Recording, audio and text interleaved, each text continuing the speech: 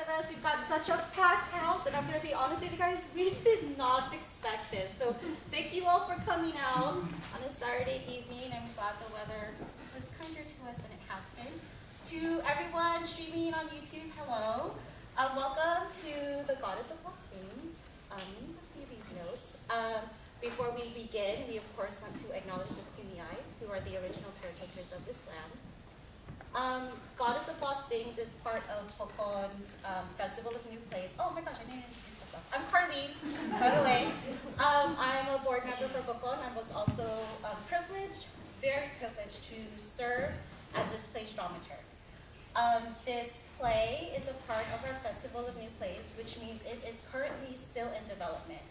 So your participation, your feedback during the show and during our post-show discussion is incredibly important to inform the playwright's next step. Those of you on YouTube, please use that comment feature. We are going to be monitoring it and sending all notes to playwrights. Let's see. Logistics before we begin. Please make sure your phones are on silent. No videos or photos during the show. After the show, take as many photos as you want. Please tag us at Bokon Arts. We would really appreciate it. In case there's an emergency, that's the exit you want to go out. Want to thank our other board members who are in attendance tonight. Thank you all so much. The CAC, San Diego Commission for Arts and Culture, San Diego Public Library, City of San Diego for making this program possible. Please visit the webpage for the City Heights Performance Annex. Sign up for their newsletter. Find out what else they're doing. They do really cool programming here. Please come back and see them. And to start things off, to kick everything off, I'm going to introduce you to our brilliant director. We're so excited to have here, Johanny Morales. Thank you.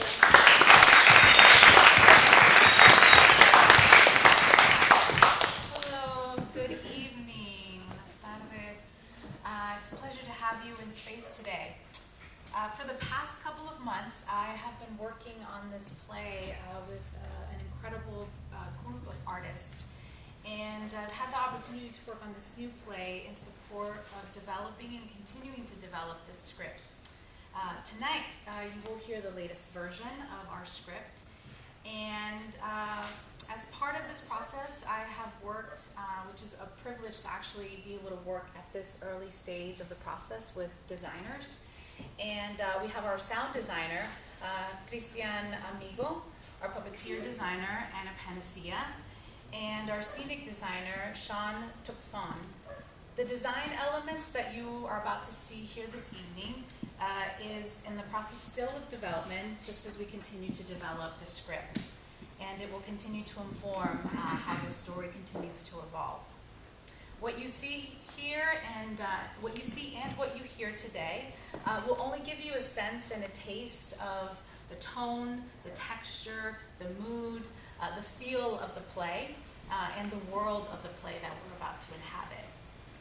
As you entered the space, I don't know if you've noticed, but there was some sound that we had, and that is a sound collage that our designer created to give us a sense of taste of this world that incorporates a lot of natural environments and also has been inspired by the Filipino culture in this particular story.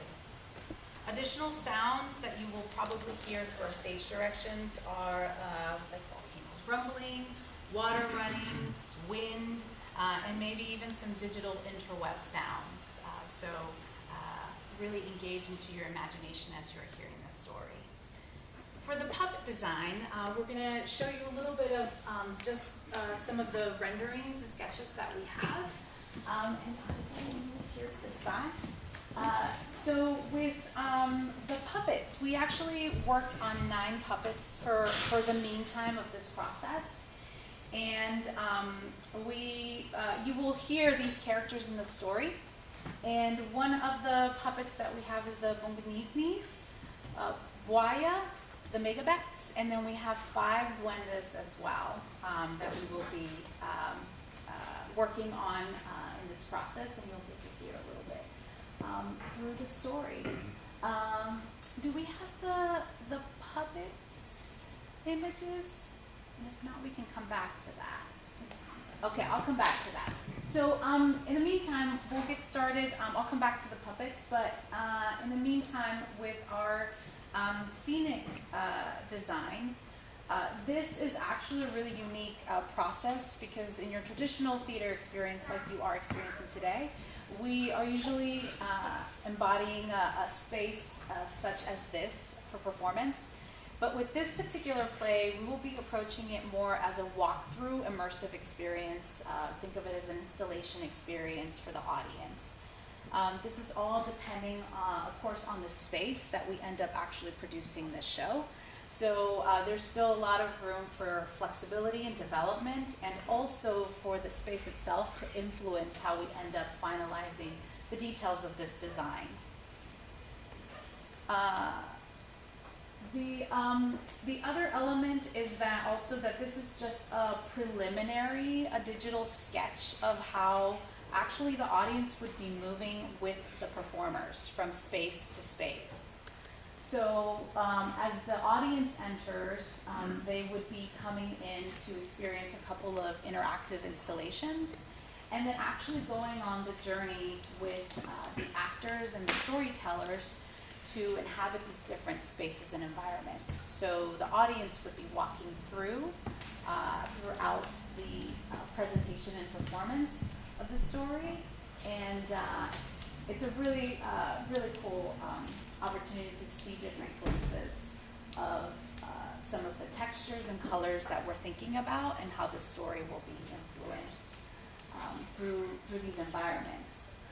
The other element that is just good for you to know as you are listening to the story is that we are approaching this in a very minimalistic way. There are so many details and textures and colors within just the culture of the Filipino experience and also the Philippines, which is also a lot of the environment that we're going to be coming to and from. And the way that we're going to really approach it is engaging the audience with the storytelling so that the audience is also engaging at a deeper level with their imagination as they're experiencing this 3D experience throughout. So these are just different environments, elements. We're going to experience a little bit of a digital forest, for example. We will be going through the mangroves. We will also be inhabiting the rice trusses. We will be coming through a tunnel of memories, and then coming out through a cave into the Goddess of Lost Things environment. And I think we're going to be a little slow there.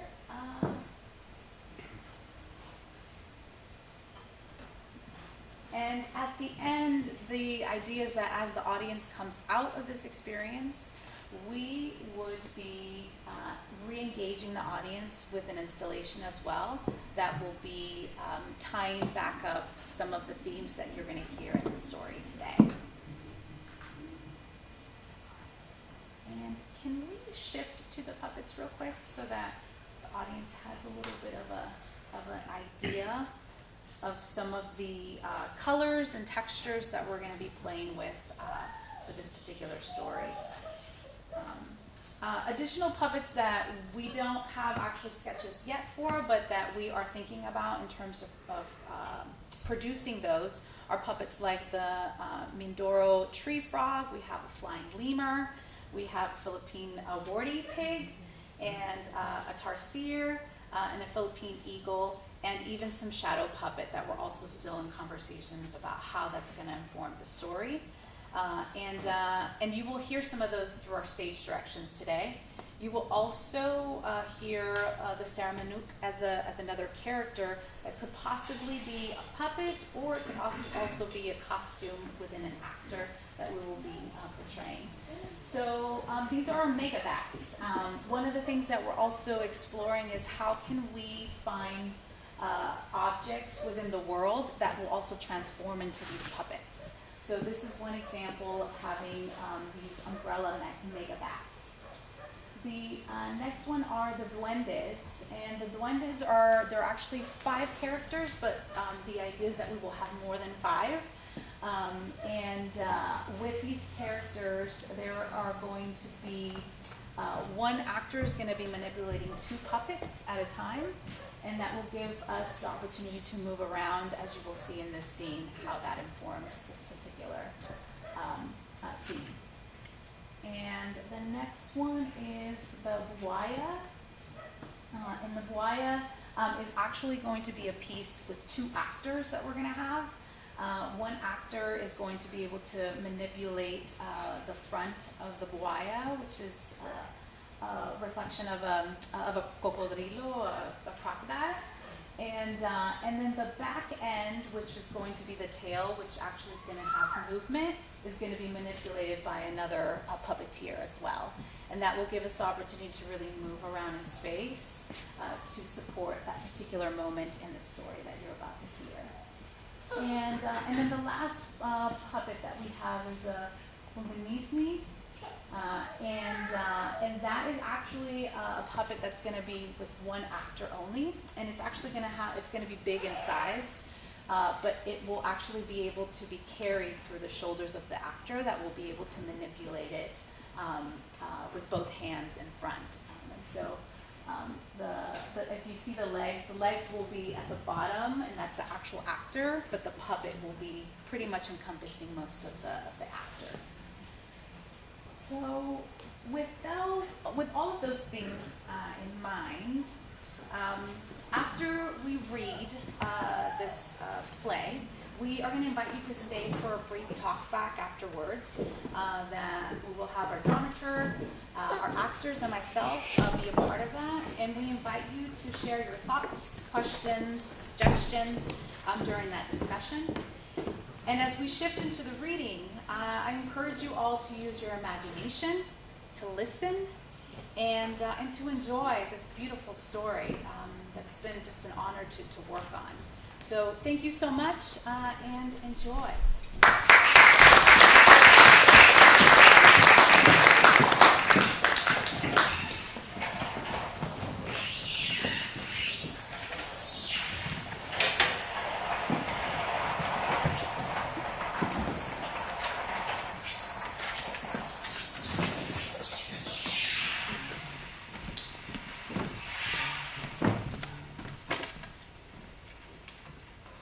The Goddess of Lost Things, an immersive play with puppets for young audiences, co-created by Tara Picasa and Mara Palma.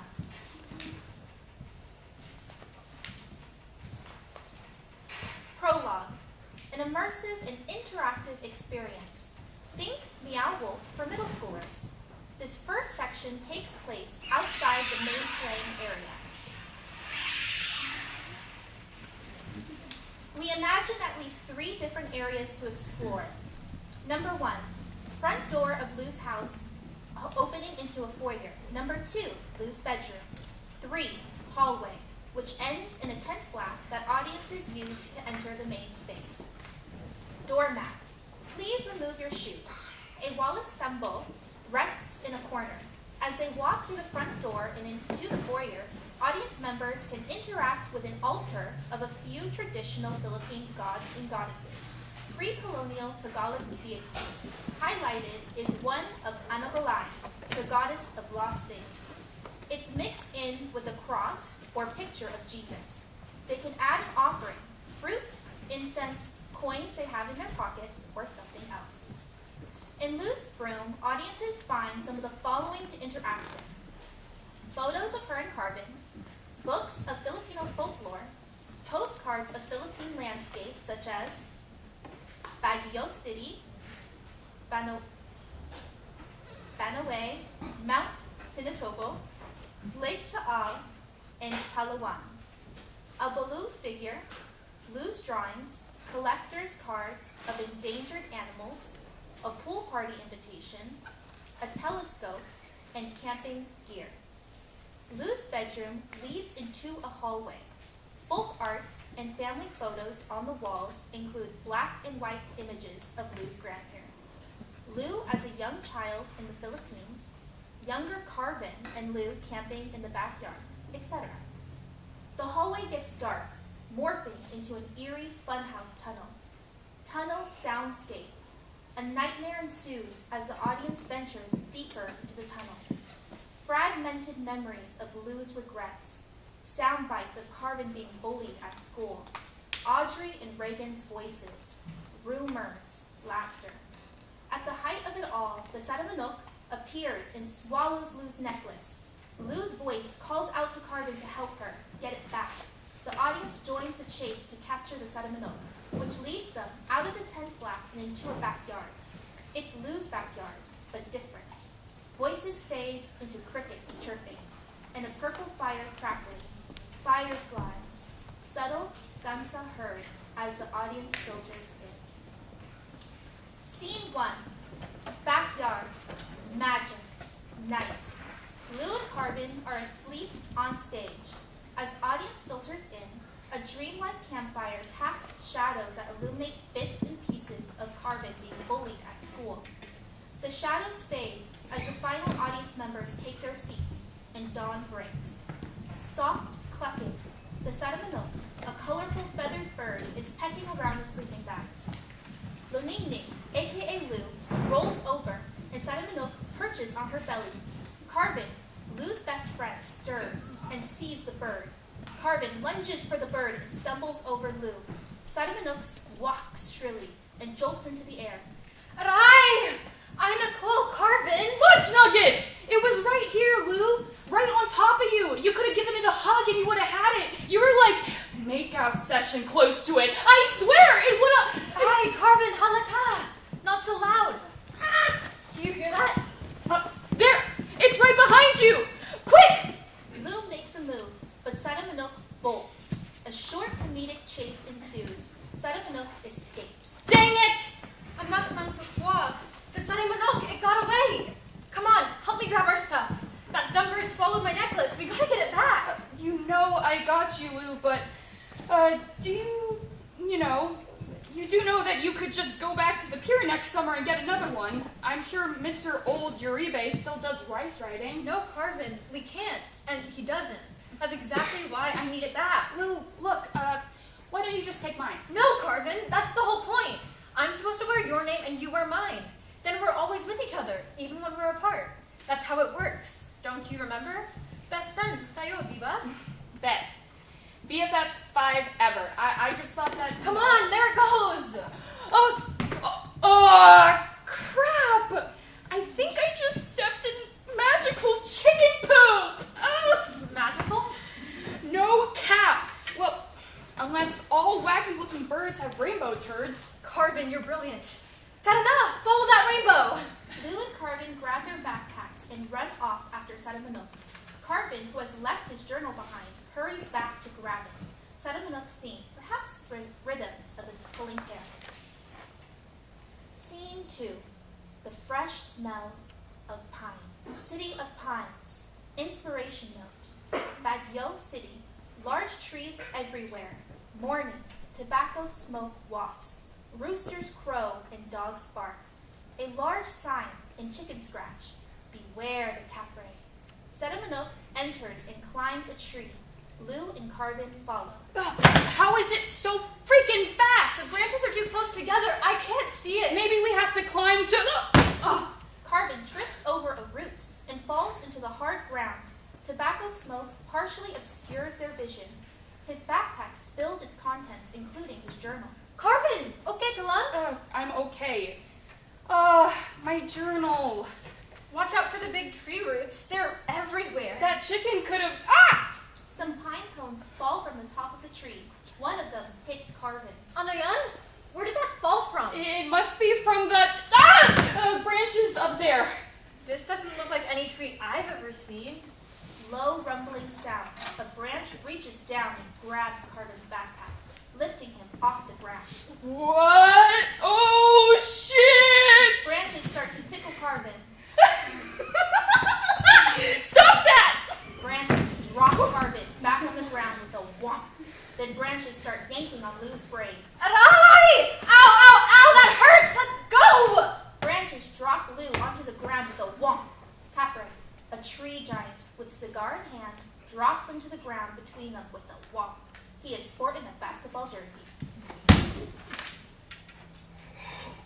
Wait till I tell the other Capre about this. A capre, an ancient tree giant. Hi, Neko, you must be 7 feet tall, maybe 8. And you must be 2 feet, Punla. Your kind hasn't been here for centuries. You're way out of your realm. Carvin, take your shirt off and flip it inside out. Quick. Why? The lore says if you see a capre, they'll stop bothering you if you wear your clothes inside out. Okay, whatever you say. Carvin flips his t-shirt inside out. Capre looks at him and chuckles. It's not working. You're funny. What else do you do? Capre reaches over and grabs a journal from the side pocket of Carvin's backpack. Hey, that's mine! Looks cool. I've never seen one of these before. Capre looks through the journal. Carvin jumps up to grab it, but Capre turns away. This happens a few times. Give it back! What do all these squiggly lines mean? That's private! Ooh, a picture! What's your problem? Carvin's journal, it's not yours. Give it back before you mess it up. I can touch whatever I want. I'm a giant, and you're just humans. That doesn't matter. Treat others the way you want to be treated. Didn't they teach you that in 3rd grade? You wouldn't like it if we took your cigar or tried to trip you. If you had longer legs like me, you wouldn't be tripping all the time. I, Capre, am the tallest and largest tree giant being in the City of Pines. Just because you swole, don't mean you gotta be a tool. What he means is, Carvin's my bestie, and he deserves to be treated with respect. Facts! Bestie. What's a bestie? Best friend? Friend? Don't you have any? Your friend speaks up for you? The other Capre never did that for me. They said that I should just suck it up and act like a real Capre. Well, they were wrong. No, you're the only beings I've talked to in a long time. Other trees and creatures are scared of me. The other Capre, they left me behind at the Great Lodging. But I didn't mean to hurt you. I was just having fun. Capre, can I please have my journal back? It's really important to me. Capre gives the journal with torn page back to Carvin. Salamat. Carvin tidies up journal, then stares at Capre. Let's go. Carvin, what are you waiting for? An apology? Where we're from, when you do something wrong, it's only right to say you're sorry, even if you didn't mean to hurt anybody. An awkward moment. Capre thinks about this. Okay. We'll just be on our way now. Sorry for taking your journal, Carvin. Nah, you're good. Cool jersey, by the way. Thanks. So, why are you here in the City of Pines anyway? Well, we're looking for a chicken with all these colorful feathers. The Sari Manok. It's this bird that's supposed to be a sign of good luck, but it's definitely feeling like bad luck right now. Hi, Neko. Oh, it took something from Lou, her necklace. Oh, it ran up one of those trees, and now we can't find it. Maybe I can help. I'll ask the local Bo'ots. Wait, what? Don't be rude. The Ots are giant cloud rats. They must live in these treetops. Capre communicates with the Bo'ots. The Sarimanok. It's left the City of Pines. They say it walked up to the mountain, to the Hangdang Palayan, home of the eternal Ricers. Where's that? It'd be a few days' walk by human foot, but it's only a few hours for us to Capre. I can take you if you want. I don't know about this. He said sorry. Let's give him a chance. Maybe he's not so bad. Yeah, I guess we could be friendly. But you're gonna have to leave that cigar behind. Smoke makes it hard for us humans to breathe. Sorry, my bad. Old Capre habit. Been wanting to quit anyway. Hi, salamat, Capre. Come on, climb on top. Carvin and Lou climb onto Capre. Scene 3. Rice terraces. Inspiration note. Banaway, Banaway. Green as far as the eye can see. Afternoon.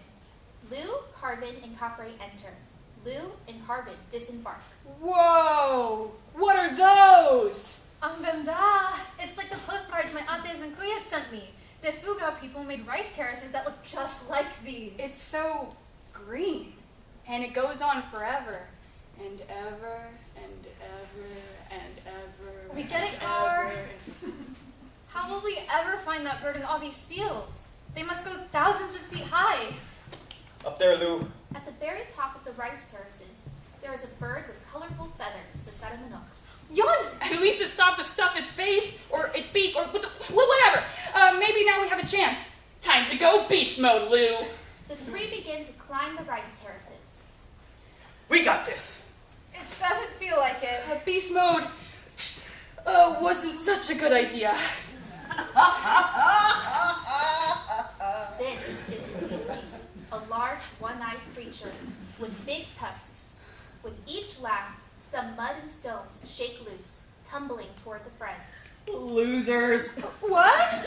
Can't even climb up a bunch of stairs. Klutzes.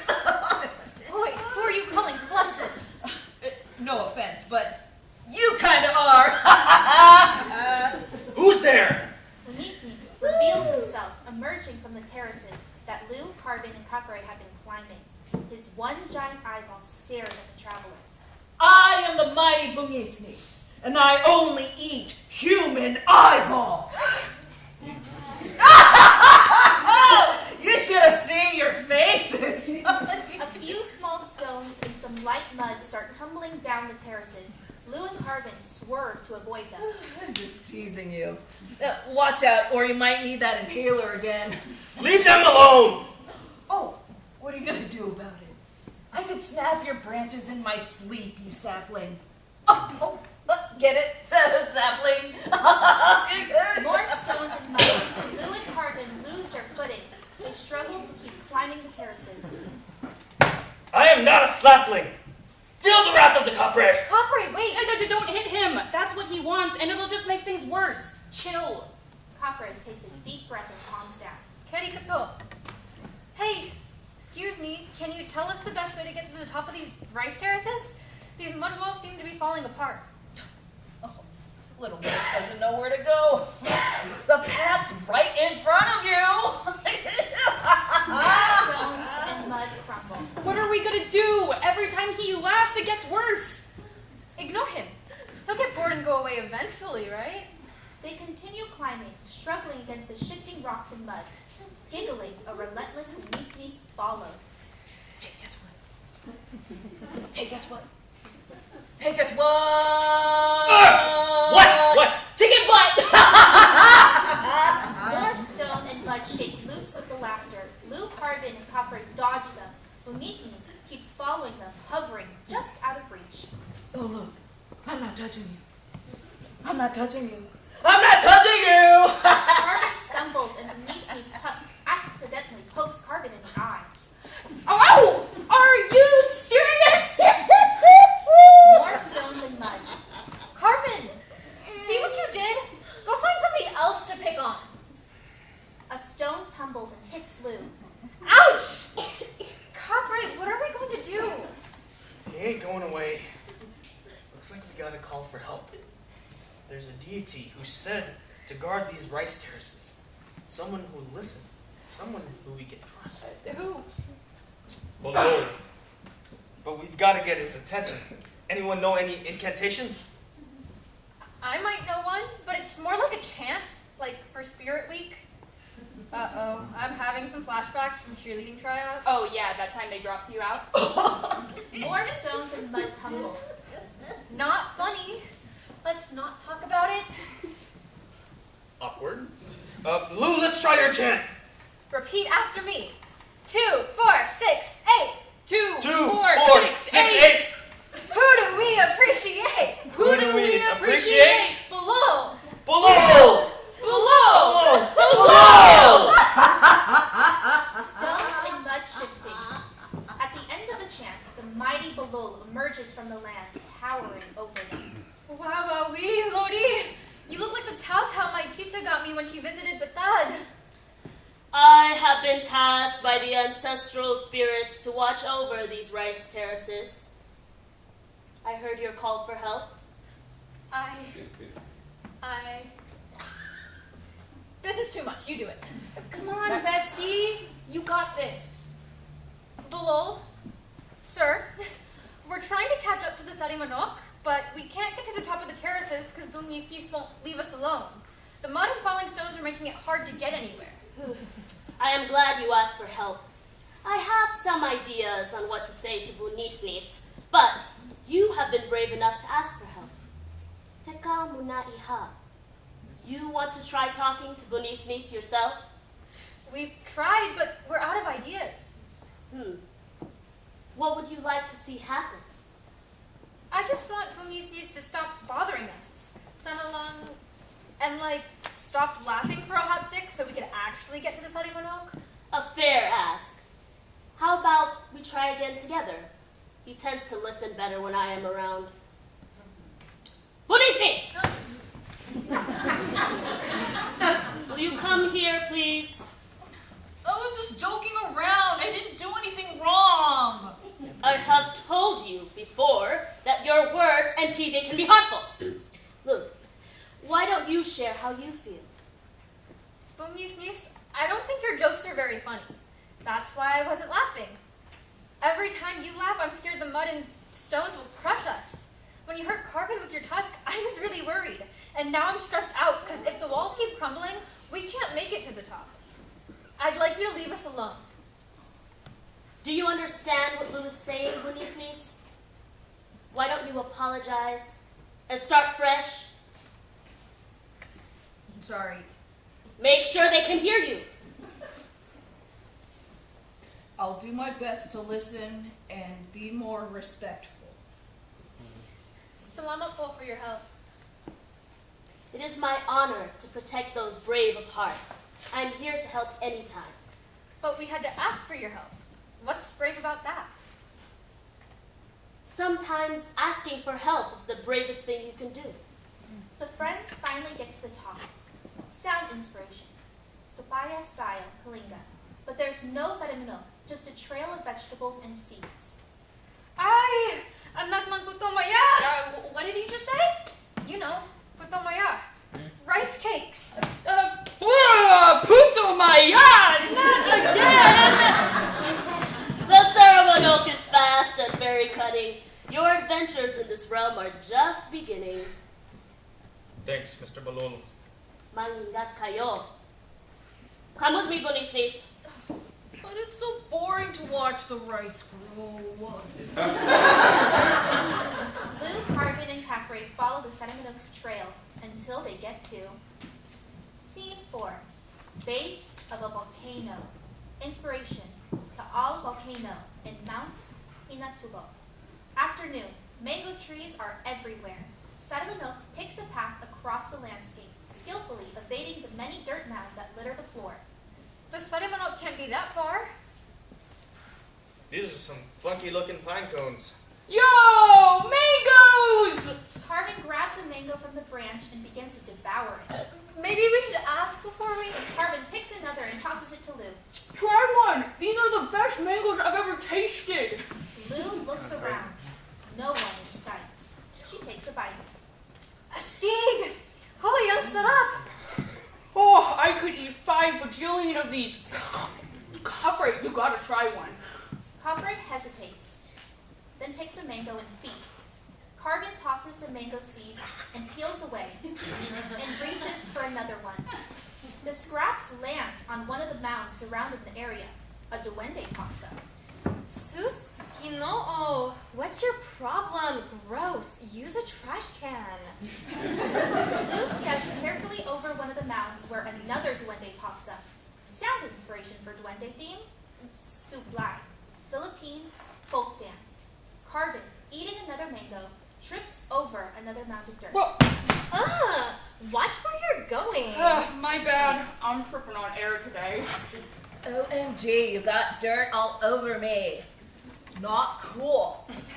Baka Baka will spit fire on you for stealing these mangoes. Watch out! They're popping up everywhere! Get out of our way! Copray stomps on some of the dirt mounds, but duendes keep popping up elsewhere. Ano? 5 surround our 3 characters. Ano ginagawa mo? Those poor things are epically tinier than you. Poor things. Lou, are we looking at the same things, or are you 4 eyes today? Car naman. You know, I don't like it when you call me 4-Eye. Right. I forgot. Sorry. These creatures remind me of duendes. They can bring either good luck or bad luck, but they're usually pretty harmless. These ones are trouble, though. We are the inhabitants of this island inside of a lake inside of an island. Wait, say that again. We are the inhabitants of this island inside of a lake inside of an island. Again! We are the inhabitants of this Corbin! Last time someone stole his mangoes, Bako Bako woke up real salty. Taco. Tell Bako Bako that smelly weirdo boy has been leaving trash everywhere. Last time Bako Bako got mad, there was magma everywhere. Clean your ish up. You don't belong here. You serious? I didn't leave any trash anywhere. Oh, really? Baco's gonna be pissed. Ooh, you're gonna be in trouble. This Rocco doesn't sound very scary to me. Bro, shut up. Corbin doesn't mean that. Here, I'll clean up the mess, and we promise not to eat any more mangoes. Tabi po, no. The duendes hand her a duende-sized broom made of palm leaves. Inspiration. Wallace thinking. Lou turns, picking up Carvin's mango scraps. Lou motions with her head. Carvin and Capre help her.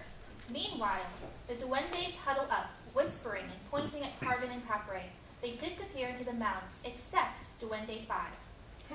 Just leave the muddy tracks. I like those. Wait a minute. Muddy tracks? Like bird tracks? Did you see the Sarimono? It left behind a pretty feather, my precious. Which way did it go? Yo, you not hearing me or something? Which way? If you tell us where you saw the tracks going, get out of here. Multiple duendes, a groundswell, really, pop up whack-a-mole style, armed with Wallace King Ting, all pointing in different directions. Duendes 1 and 2 lead Carvin in one direction. Duendes 3 and 4 lead Capre in another. Duende 5 leads Lou in another. It went there. Didn't you hear? It went there. Look with your eyes, not your mouth. It went over there. I have to do everything myself. I heard it went that way. I got you, girl. I'll show you how to get to the Sarimono. Oh, salamat. My friends and I will be on our way now. The ground starts to rumble. Bako Bako is awakening. Duendes abandon Carvin and Capre, forming a blockade between them and Lou. We gotta get out of here. I think there might be an earthquake starting. Lou, wait for us. Where do you think you're going? Capre! Carvin! Let them pass, please. Rumbling gets louder. Girl, you don't need friends like them. They're annoying. They're weirdos. They're trash. How about you not throw shade at my friends like that? Oh, forget about them. Join our squad. We'll protect you. Lou, don't go! Rumbling gets more intense. Others steer Lou away, showering her with flattery. Ad-lib phrases like, "You're so pretty," "cute flip-flops." We gotta get out of here. I think Bako Bako's getting annoyed. How are we gonna get past them? Tekka! Carvin, you got those tokens we won at Dave & Buster's? They're in my backpack. I was saving them up for something big. I have a plan. Car, let's do like Cousin Danielle's money dance. The thing where they made it rain? Huh? Oh, that was dope! You sure it's gonna work? Just trust.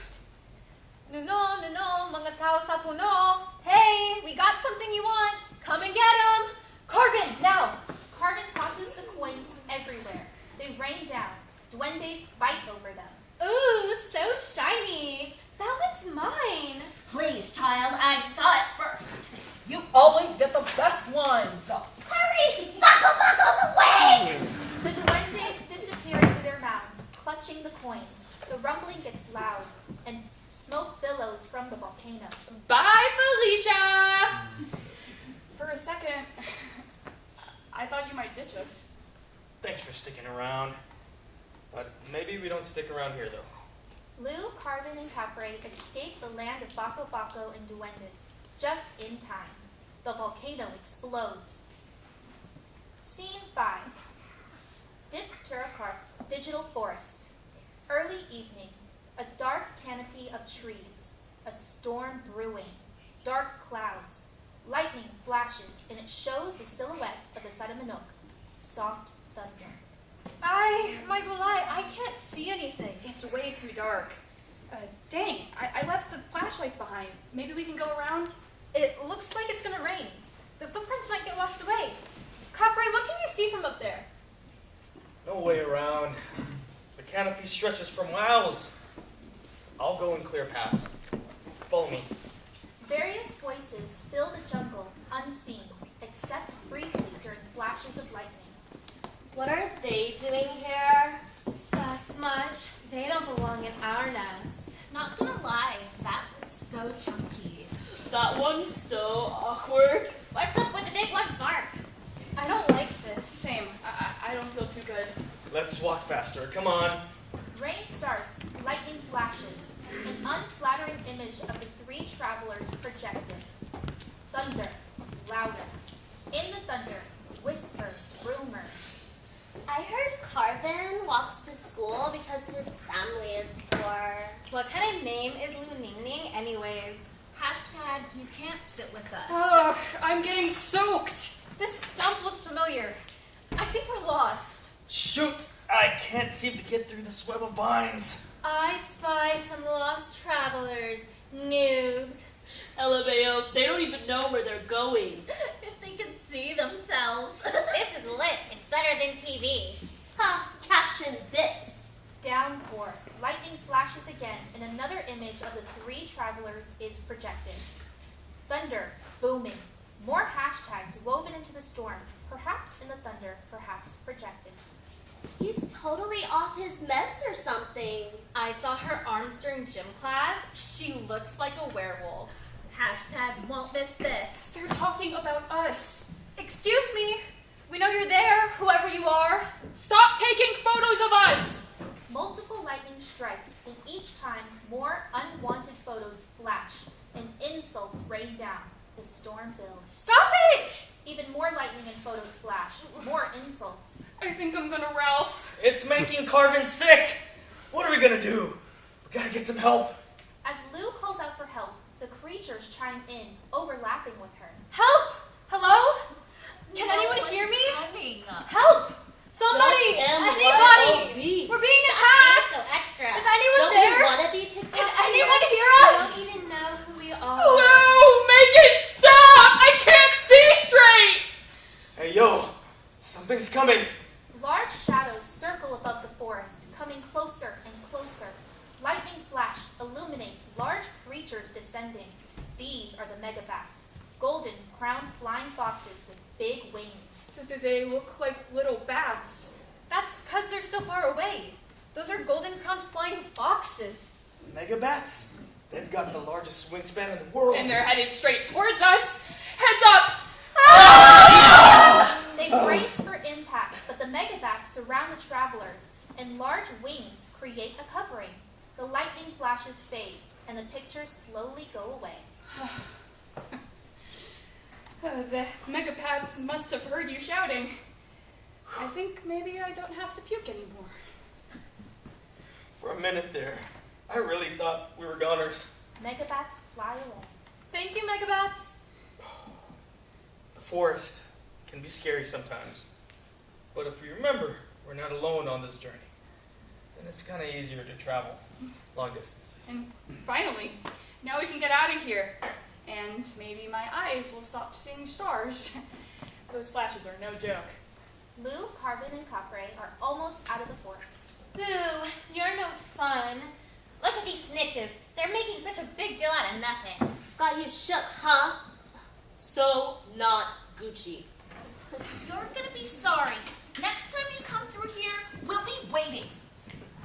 You think you're brave because you can hide behind shadows? Let's get out of here. This forest is toxic. Look! A path. Yeet! Hi, Salamat! Lou, Carbon, and Capre follow the path, which leads them to Scene 6. Mangrove forest, surrounded by sunrise, echoes of Sadamanok, and footprints in the sand. Tingnan mo!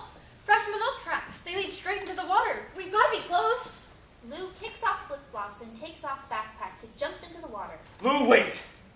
You don't know what's in that water. Plus, I'm a crap swimmer, remember? 7th grade PE, James pushed me into the deep end and everyone laughed while I almost drowned. I forgot about that. Sorry, Beth. We'll find another way. Look, Carvin! I think I found something. Check it out. A banca. My Tito Roberto had one just like this. This will definitely get us out of these mangroves.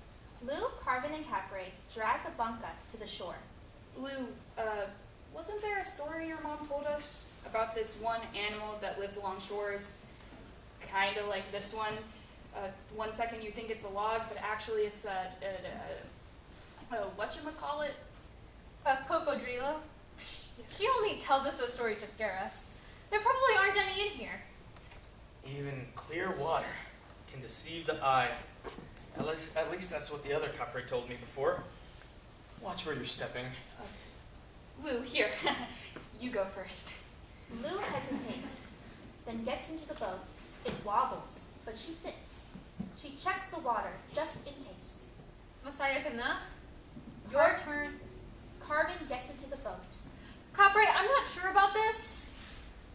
Capray is already mid-step when Carvin and Lou try to stop him. No, wait! Tekka! You're too big! Capray accidentally destroys the boat under his large foot when he attempts to board. Gago ka ba?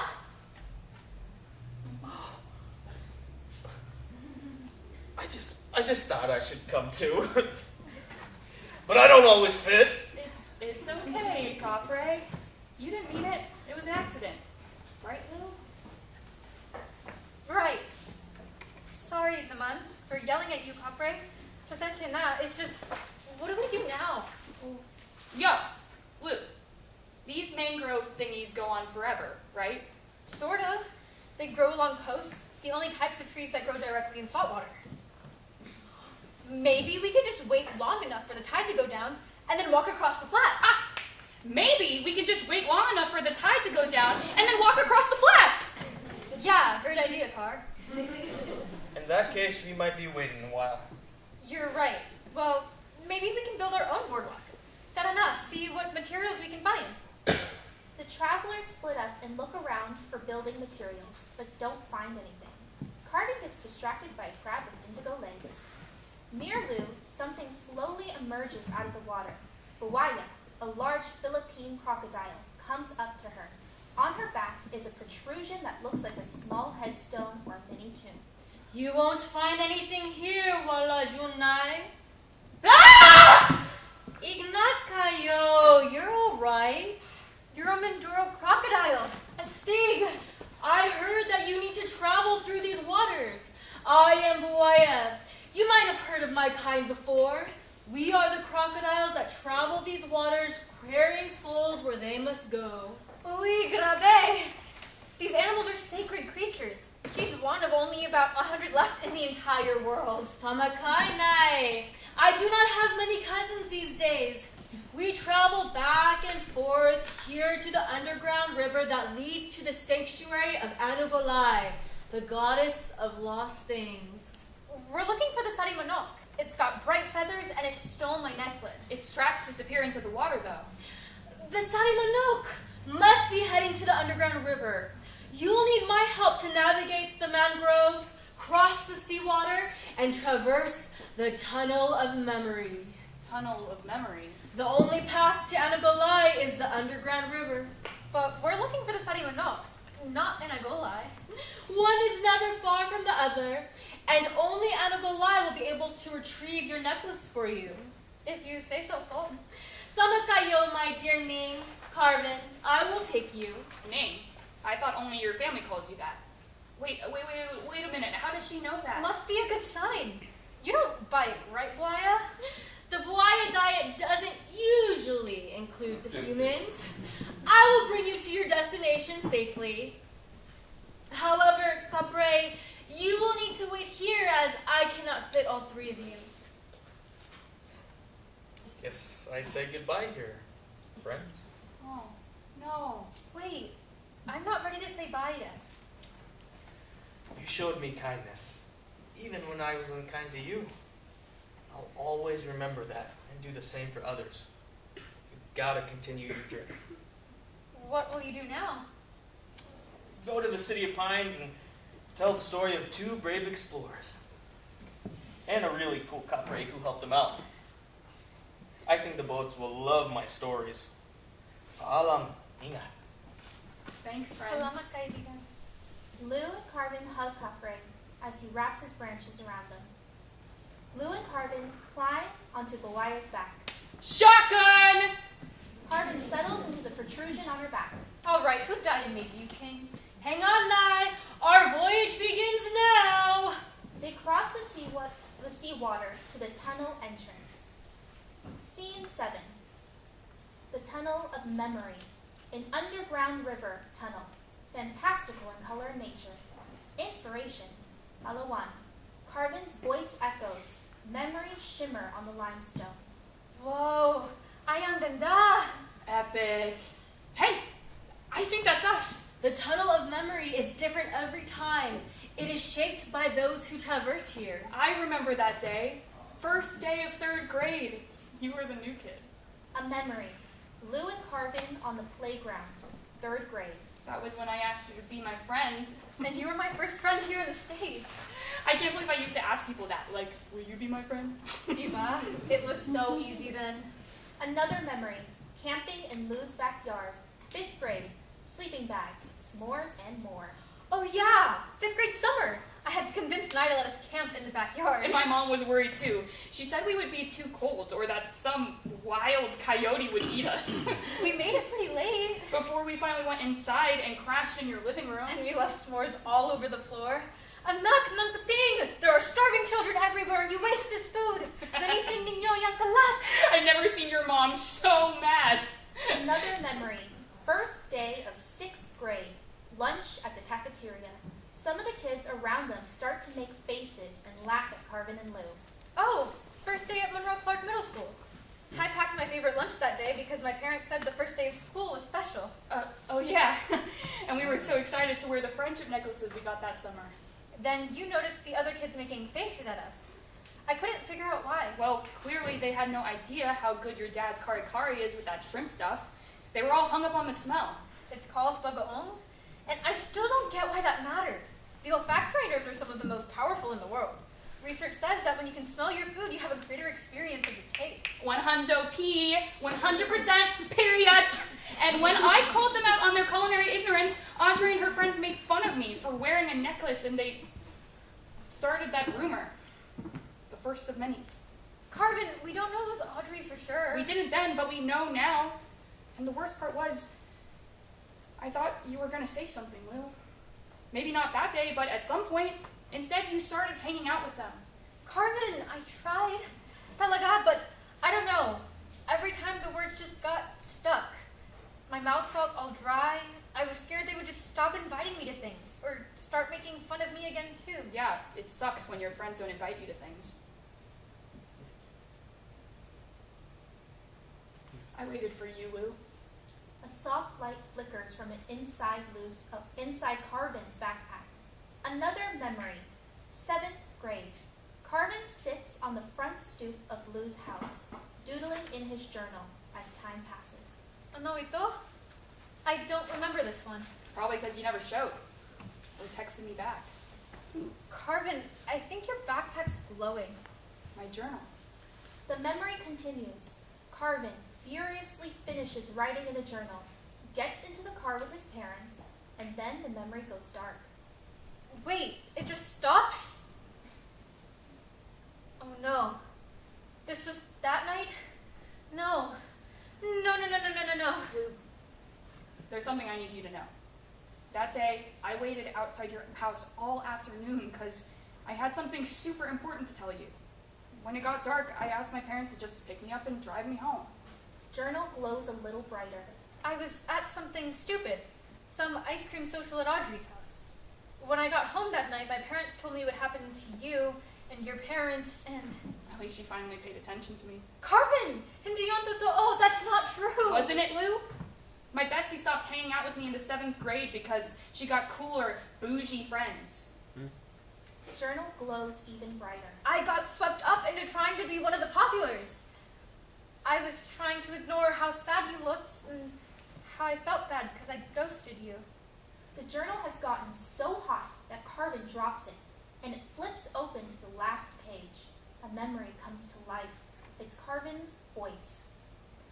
Lou, I really wish you were here right now.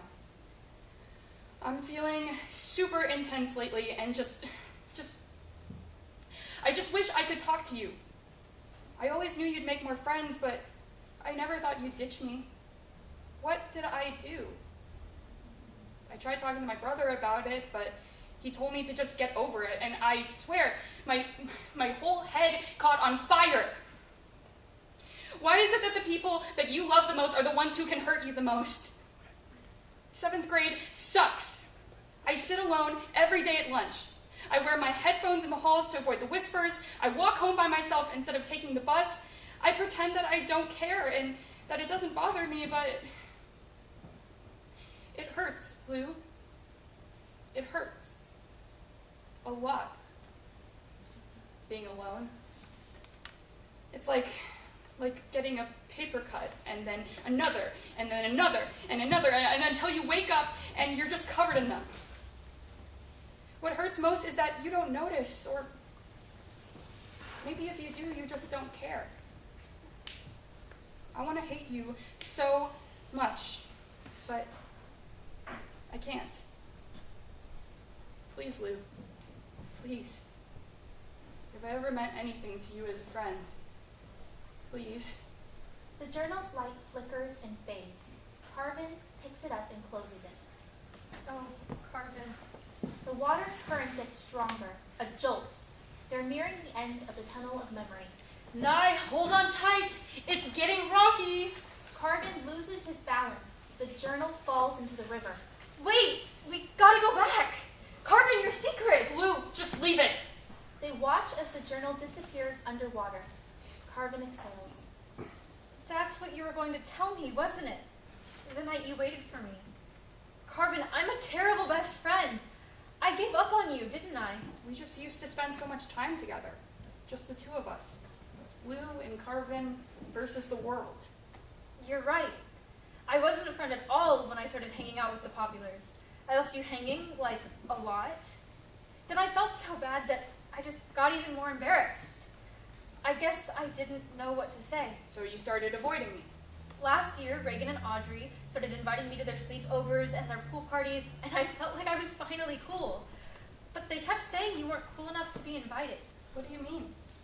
They'd say stupid stuff about you that wasn't true, and I was so scared that if I said something, they wouldn't invite me to get froyo anymore. It seems so stupid now.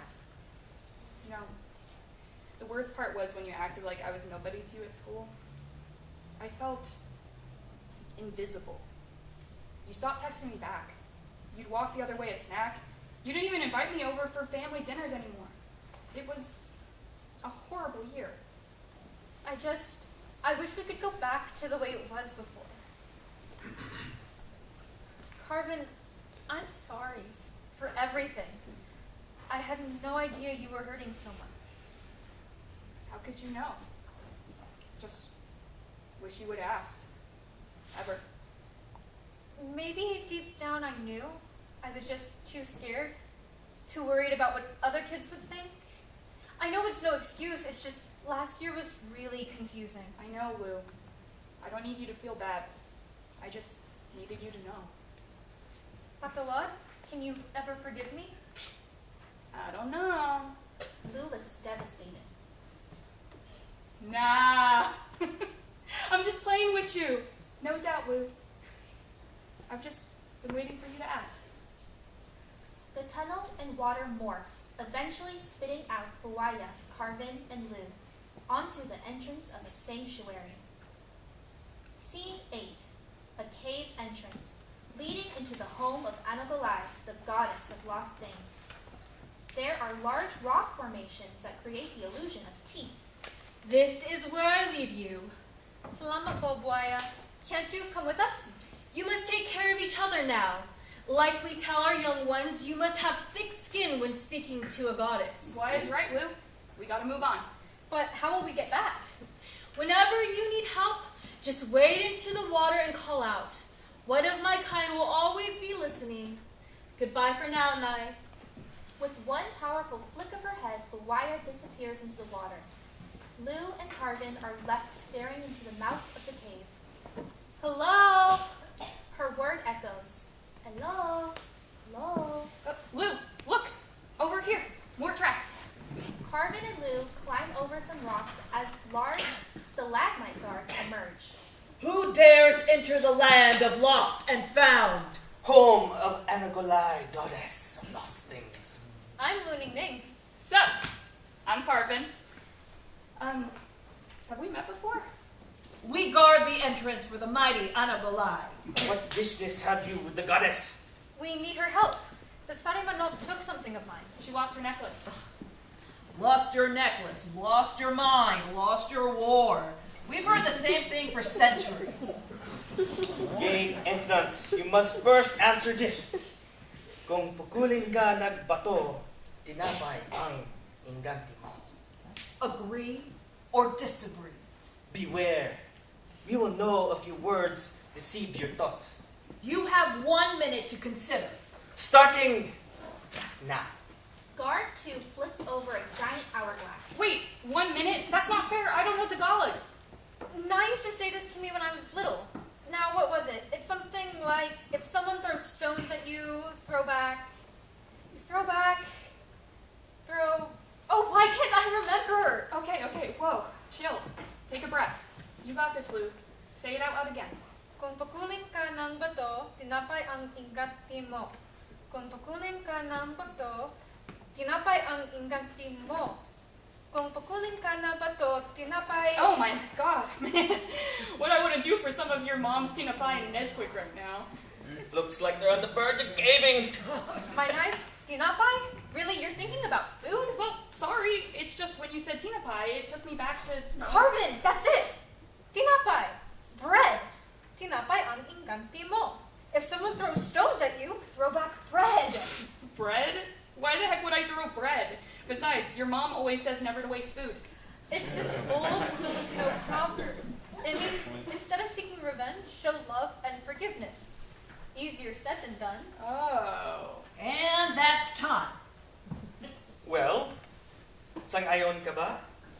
Yes, we agree. Very well. Your hearts are kind. You may enter the home of the goddess of lost things. Tanggalin ang inyong sapatos.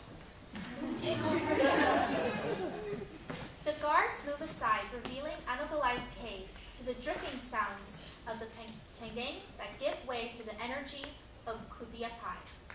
Scene 9. Shoes in hand, Lou and Carvin enter the cave, accompanied by the guards. Geckos glow on the walls, patrolling the trove. It's chock full of various lost items. Memories, wars, nerves, minds, innocence, championships, pets, socks, car keys, etc. Ayun, oh, my sticker book. It was so pretty I didn't want to use any of the stickers because I'd mess it up, and then I lost it, so it didn't even matter. Oh, April showers! I never thought I'd see you again. I miss you so much. You were the best bunny ever. My brother said she ran away, but I think maybe he was lying. Hey, how come this trophy has my name on it? That was the year we lost the Science Olympiad, so we didn't get a trophy. It's almost like... Ouch! Something bit me.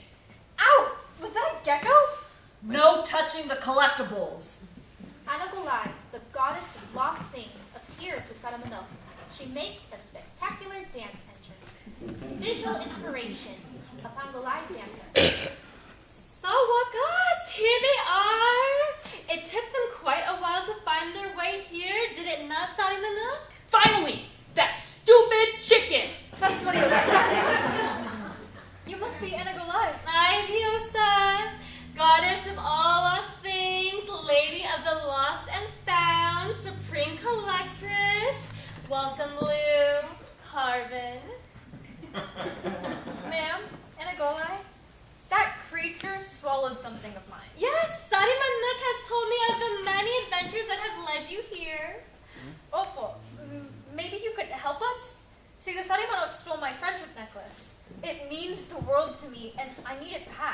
please? So you have lost something and you have come to get it back. You are in the right place. As with many things, often you realize its true value only after it has been lost. I can, in fact, help you find your necklace. OMG! Hell yeah! I mean, hello, y'all. But in order to retrieve your treasured friendship necklace, you must prove you are a friend worthy. That is, you are a friend worth keeping. Anangklasin kaibigan ka? Well, that's a loaded question. Carmen? Sorry. I mean, yeah. Of course she is. Everyone makes mistakes. And I've learned from mine. Totoo yan. You have come far. It is true that here in this realm you have faced obstacles and have done what is right to protect your friends. Now it is time for one final test. Test? What kind of test? Oh no, please don't let it be another proverb. A test of confidence. None other than one of my own invention, the legendary karaoke hamon. Karaoke? Guards! The cave transforms into a fabulous family KTV lounge. Guards toss Carvin into a luminous KTV sofa and push Lou into the spotlight. Anogalai sits in her throne a la The Voice. Whoa. Dope! Lou, you're gonna slay. To pass, you must sing with wild abandon in front of a live audience of judges. What live audience? Ang mga nanonood. That one! But I don't even know them. I, of course, will be the ultimate thumbs up or thumbs down. Anogalai settles in and nods to the guards. Mga kaibigan, will our next contestant be willing to do what it takes? Or will she succumb to shame and embarrassment? Let's find out on this edition of Karaoke Hamon! A karaoke machine and mic appear next to Lou. Ludiming, you have 30 seconds to choose your song, or we will choose it for you. 30, 29. Tick tock. Don't take these seconds for granted. Oh no! I don't know how I'm going to sing in front of all these strangers. Definitely not in front of a deity. They can be super judgy. Come on, Lou. You got this. Karaoke is like a national pastime in the PI, right? Yeah, that was different. I was little and always sang with my cousin. Well, look. How about this one? That's our jam. You know that one backwards and forwards. That one? Dancing around this is way different than singing it out loud. Almost time. The challenge begins in 5, 4, 3. 2. Tama na! I choose that one! Mga kababayan, my people, we now present the next contestant on Karaoke Hamon, Lou Ningning. Spotlight on Lou. Karaoke music begins. Lou starts sheepishly, painfully self-conscious. Carvin cheers her on. Just be yourself! Let's go, Lou! Get it, queen! That's fire! Yes! And Lou bursts into a fabulous display of unabashed joy. She is by no means a good singer, but she lets it all go. That was tight. Stalactite. Shantae, you stay! Next, we turn to our judges. Judges, if you agree that today's young contestant just sang her heart out, let's hear it for Lou Ningning!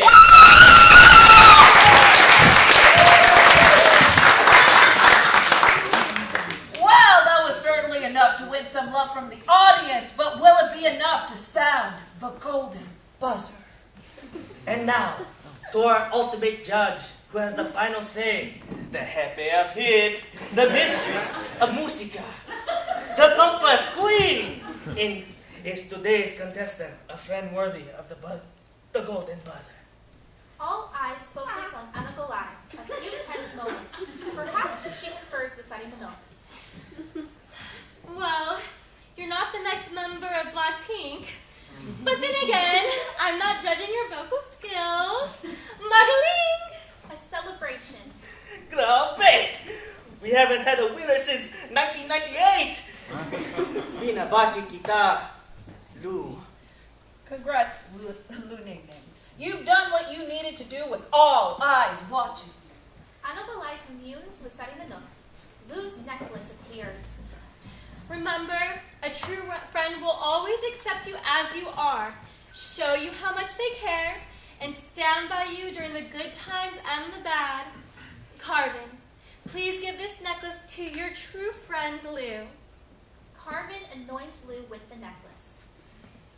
Lu, I sense in you much loss, but joy too. It is when you follow your heart that you will truly find your path.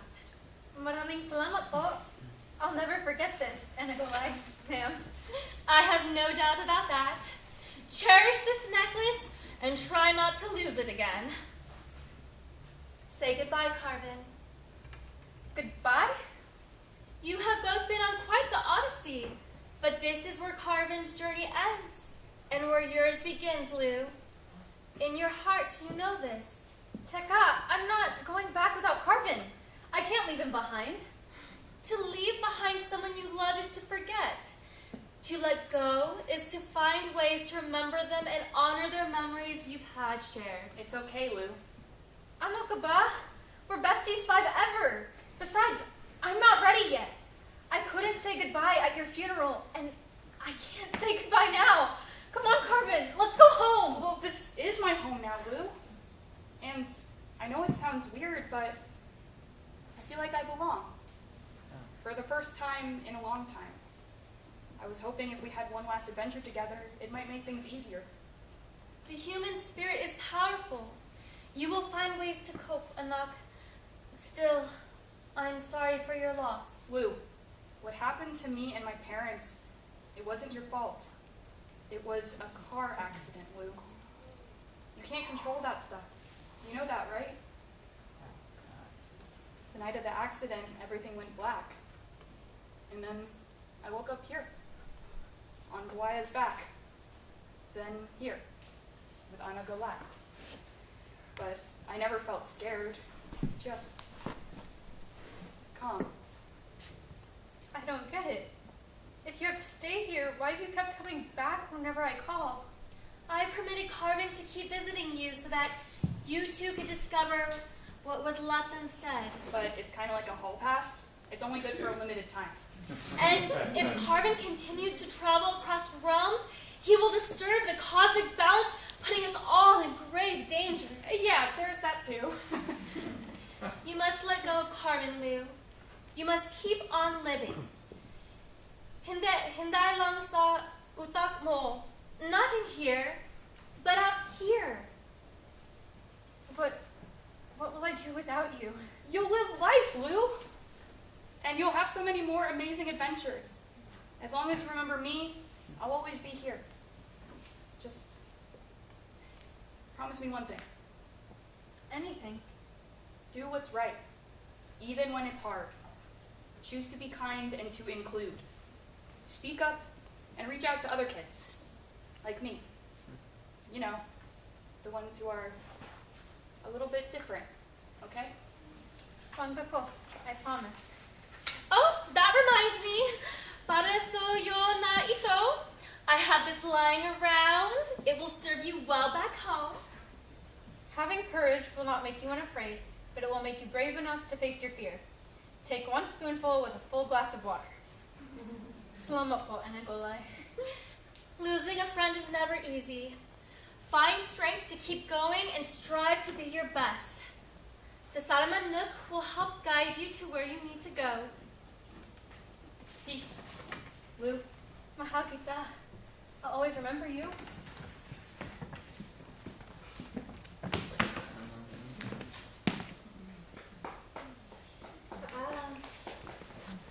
Then, the magic of Anagolai and Sarimanuk surrounds Lu and transports her back. Scene 10. Lu's backyard. Early morning, the campfire smolders. Morning doves gently coo. Lu tosses and turns, then awakes. She grasps her necklace, looks around, and smiles.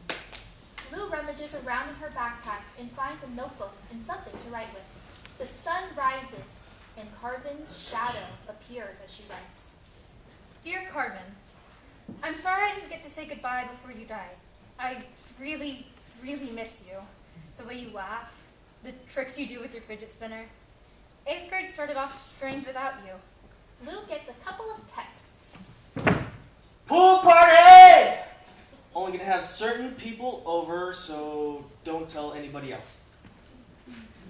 I know I can't go back to the way things were, and I definitely can't bring you back.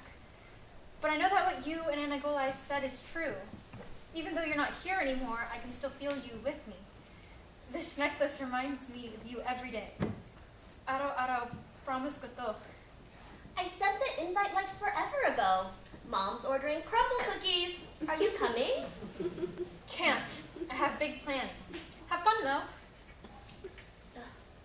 I want to be a better friend for you, for anybody like you, like us. The nerds who want to read Keeper of the Lost Cities all day long and stay up past bedtime counting shooting stars.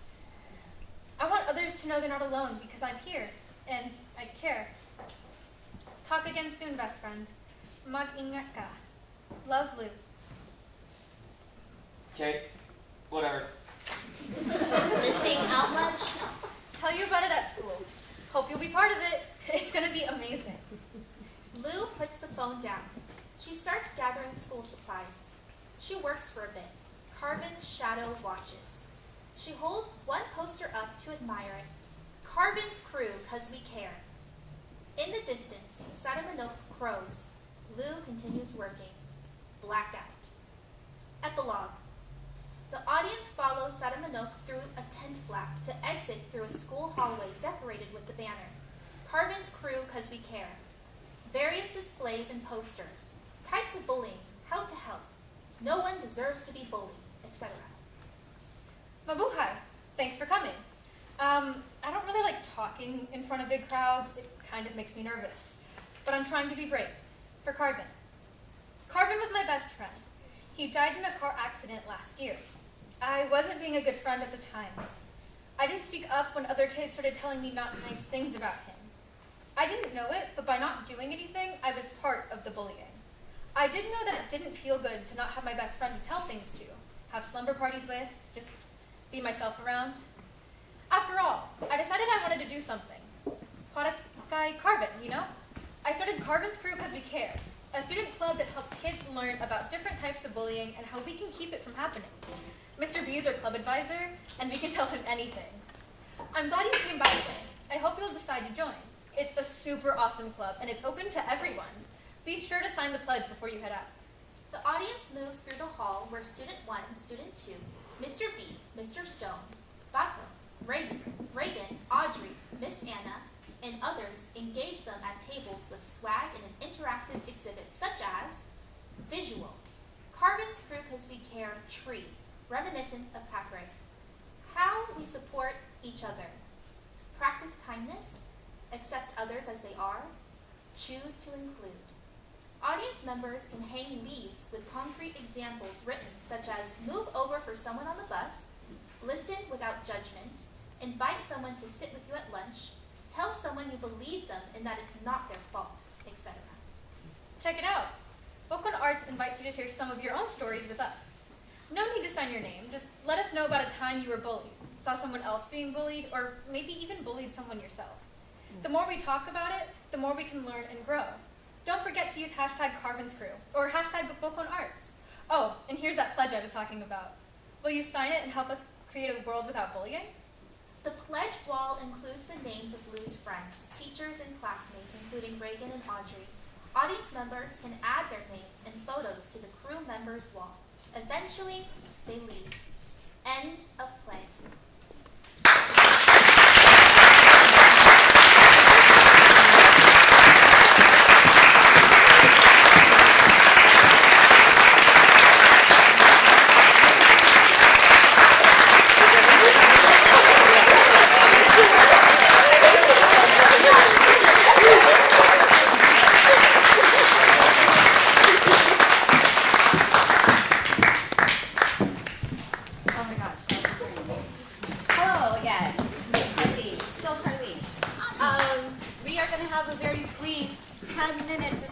Regarding the play.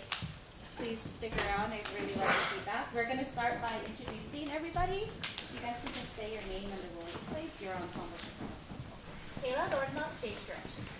Kyla Kilhoga, Looning Me. I'm Phil, Capre, and guard 2. Claudette, Bunisnes, and others. Victoria, Ensemble. Britt, Frankie, Carvin. Nadia, ensemble. And everyone knows Shohani. First question, everyone just popcorn out. What are those moments that resonated with you? Are those moments that like really stuck out to you? There is no wrong answer. Yes. But that, the death fire, like that was like, whoa, that's crazy. Oh, the reveal that Carvin has passed away. Yes, yes. That's like, I know when I first, I was like, tears. Oh my gosh, what just happened? Did anyone else feel the same way that moment? Yes, There Daniel? was a lot of joy. Oh, I love that. A lot of joy. Thank you. Yes. It was a powerful reveal, you know, when I learned that Carvin had passed away. And just that whole interaction with him telling Lou what to do in the future. It was really powerful, I thought, and the moments from it. Thank you, thank you. Cast, you guys are also welcome to respond as well. Some of our cast members here have been with the script since, I want to say March, maybe April. So there have been a couple of different drafts, and the placement of that reveal has shifted a little. So it's really good to hear that, you know, wherever it's moved, it's still just as powerful. So thank you for that. Any other moments that stuck out for anybody? Miranda. I think going along with that, the one before with the giant, when she's saying that she's not ready to let go, it's like a good callback to that. She's like, oh, okay. She's gotten through that and is like learning to get. When later in the play, when you did learn that Carvin, you know, had passed, like, did that loop back? Okay, gotcha. So like loop back to like that moment. Yes. When they were summoning with the 2468. Yes. And they were trying to get rid of. I'm not even trying to pronounce it. They were trying to get rid of her, and she encouraged her, like asking for help is just as brave. That really resonated. Nice. Because I think that's a very underrated thought. So that was cool that was stated. Thank you. Yeah, I don't know if you mentioned it, but the Bokon is dedicated to work for youth. So this play in particular is geared for our middle school friends. So that is one of the lessons that we are trying to pass on, the playwrights are trying to pass on, I want to say. So thank you for that. Anything else? Yes. I really appreciate the scene, the Tunnel of Memory. Just visually, I think it's awesome. I can really see it happening like interactively, and I really like how you see them growing up and how their friendship is being affected by the popular's influence on Lou, and how Carmen just gets really lonely, and it's visually represented in the Tunnel of Memory. I think it's cool. Yeah, no, that's a good point, that like you really do get to see like the progression of their friendship, even up to the point where like, unfortunately the cracks happen. Are there any moments in the play, or were there any moments that kind of took you out of the world of the play, or that you have a question about? Yeah. I did have one specific thing that it was coming up often. So Carvin, for sure, is my favorite character. Thanks, King.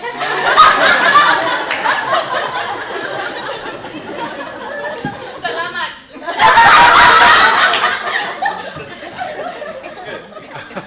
That was good.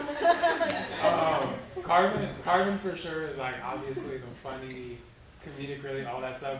One thing though that I think I would challenge, I'll say that, is there were certain terms that were used that were very like new slang that it felt a little like over, like too much.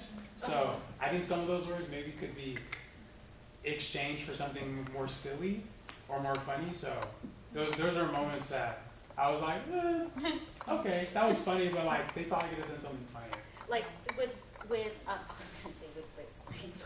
With Carbon slang specifically, or like throughout? Yeah, there's specific moments where Carbon's like, yee, or like the hunted pea was funny, and then saying 100% period, I was like, you could have just said 100p. Like, so little things like that. I was like, okay, I see what they're doing. Talk about no cap. Yeah, like the no cap, like you guys threw a lot of those in there. Yeah, we had to look up a few things. I get that. Yeah. My theory is that Carbon watches a lot of Drag Race for something. Yeah. So more Drag Race references. There's supposed to be all Drag Race. Like keep that consistent. Got it. Yes. I think just to go off of that, if you're looking at the longevity of the play, some of those things probably are not going to hold out long term, and so people are probably going to be, what are they talking about? So I agree that there was a lot of right now terms, but might not play out in the long run. Yeah, the language really, like we do really need to have like flexibility, especially with this, like especially if we're going to middle school. Yeah, so that is a really great point. I have a question about the Tagalog that's in the play. I'm not even gonna lie, I'm not the Filipino that knows all of this Tagalog either. So I can't imagine. I want to say that maybe most of us here don't know. Like, did that pose a barrier to anybody for like understanding what's going on? No. No. Thank you. Yeah. It's so I'm not saying, but I've been in the field for a bit, and I've never developed a play with Filipino characters who are speaking Tagalog. For this, it's very special to me as like a Pinay. So, like, just want to make sure that we are being authentic and that like we're not creating barriers to understanding. So, thank you. Yes. For the Tagalog? Yes. I just think it's really important that it comes out like pronounced correctly. Because then I think that's going to take people out of it if it's not. For sure. Yeah, for sure. We do have one of our playwrights, Mara, who is joining us on YouTube Live. She's in New York, so she was not able to be with us this week. We also have our other playwright, who I said I was not going to acknowledge, but I am, Tara Ricasa, who is right over there. So, of course, it's a play, we are still developing, but the pronunciation, of course, because even now, I'm like, I think is it Tala? Is it? And then I think we talked about like Gago Kaba, like I'm like, you gotta be mad. No one says that, and they're like, oh, someone's in trouble, you know. So that's definitely something to work with, and we've definitely talked about like we gotta bring someone in to help us with that. So of course, yes. I just have a question now about production. Is like you know, in Spanish we have pronunciations of Spanish really well, but there's also the American accent that's not your first language. Right. Is there something similar that you were talking about, or what do you mean by make sure they pronounced it correctly? So, let me try it. I can speak on that. Yes, okay, thank Some you. of us didn't grow up with Tagalog in this cast, and so like reading it and saying these words for the first time was a challenge. Or seeing it written. Yes. So for some of us, this is the first time like speaking Tagalog, and if we're just learning it, we're not going to pronounce these words very well. And I'm one of those, so Same. that was definitely me. Same. Yeah. So we're definitely like there's so many different elements, you know, and there's a lot of different workshops that like on my list. I'm like, this probably needs a workshop. This needs a workshop. Definitely the language is one of those, and like weaving it in so it's authentic and it's genuine. So that's definitely one of those. so I guess it takes us out of the play for those who speak to the Waka. But for those of us who don't, we hear enough in our communities, in our schools, to recognize it and to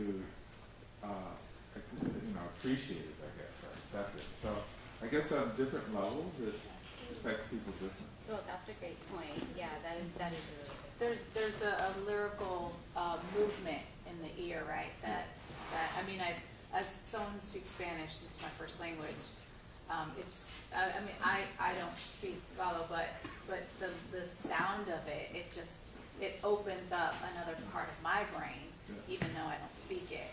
So I totally agree with that, and I think it's beautiful. And even places where I'm like, I'm not sure, and I have to like go back, like, what is that? What, the glossary? Like, it's also it's another way to engage the audience, but also an opportunity to have conversation and dialogue, right, about language and what that means for different people, and also this particular language, I think in many ways has been influenced by so many different cultures as well, as what makes up the Filipino experience, and yeah, for sure. Are we running? Okay, last question. The karaoke song. Does anyone have suggestions as to what this should be? Anybody? This is our very last question. Yes. Ocho. Like to sing it? Yeah. Yeah, she should sing. Yeah. She should definitely. Yeah. And it's fun about like dancing it. It has a dance anyway. Yes, that's true. So I feel like That's singing true. is really fun, and it's like a very popular song in Filipino. Still, karaoke. it's still popular. Oh yeah. All right. Okay. Good to know. Is that a ballad or? Oh no. Can you give us a little too? Show us.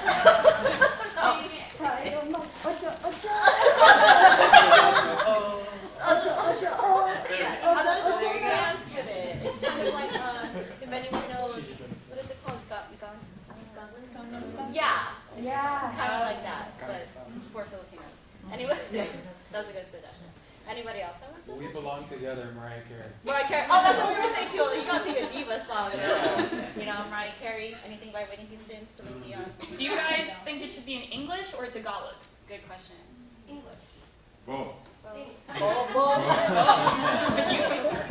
You want to make it work. Just go back and forth. Baby by Justin Bieber.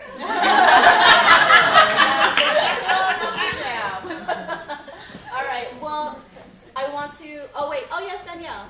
A song in Spanish. You're doing it in San Diego. Just like you want to see Spanish. Yeah. Start singing Celine.